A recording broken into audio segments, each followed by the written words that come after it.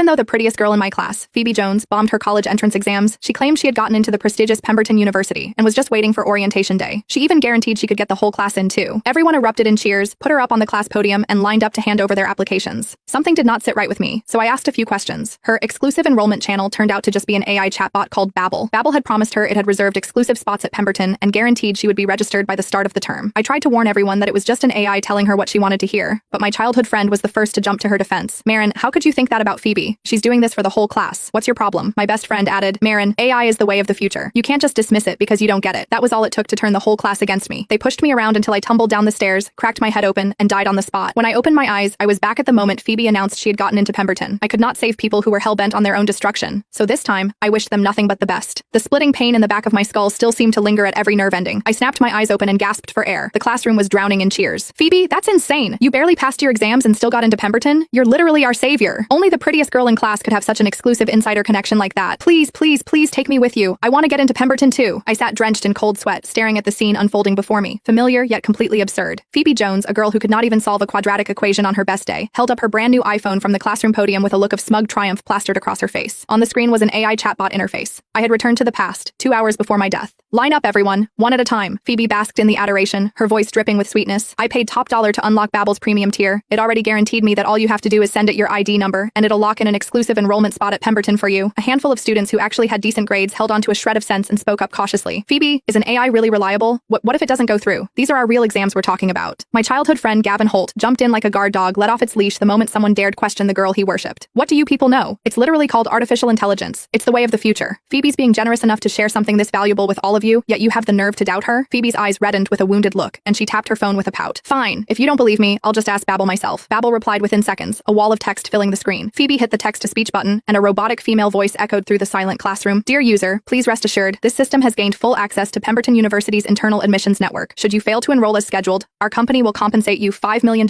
in emotional damages. We have a top-tier team of hackers working to ensure your success. The classroom erupted the moment they heard $5 million. Holy crap, $5 million. So even if I don't get into Pemberton, I'll walk away with $5 million. That's a win-win situation. Phoebe, sign me up. I don't even care about getting in. I just want the $5 million.